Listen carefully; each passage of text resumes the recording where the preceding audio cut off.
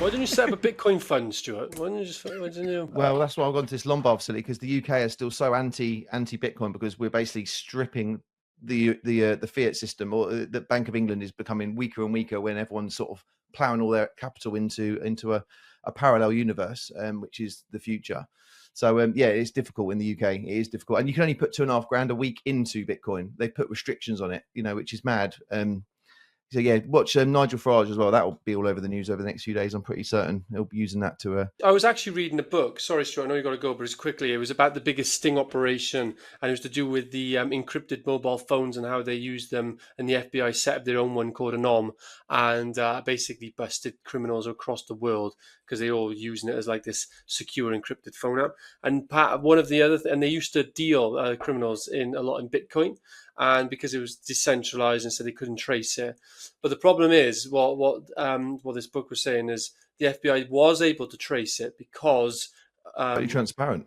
it's totally It's a ledger. transparent. It's a whole network. It's a If you've ledger. got one network to one network, everything's transferable. So it's actually not for drug lords and for people who. Yeah, they could see all the transactions, and You have the open transparency. If you move any network, basically it's a load of lines from one account to another account. It's there forever. So you can move the money around infinitely and see. Yeah, and all of the wallet, the companies that like serve it, whatever they're called, they provide, if the FBI or authorities want the identity of any certain user, they'll give it to them. Both 500 quid worth, Jack.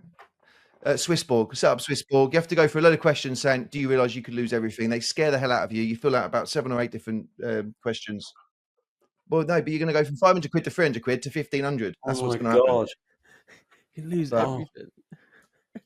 All right, boys. I'm going to have to love you. How do I get a discount code? Have I got to go on like voucher or something? There's no discount code. Just buy it. Buy your 500 quid's worth. I'll see you later, lads. Actually, I should have said it while he was here. Hopefully he can still hear me. Oh, can we play back the episode where me and him are having an argument where I'm saying I don't get Bitcoin if you never sell it, because what is the benefit of dying with a load of Bitcoin? He said he will never sell it, and then on this episode earlier he said he's going to sell something. I'm never selling any of it. I'm selling a bit of a Bitcoin to get a new house. Oh, look, there it is! I'm never selling it. I've come to a realization that if I can't get a Lombard facility, which is where I put 50% loan to value, so I basically put 4 Bitcoin in, they give me 2 Bitcoins worth of value.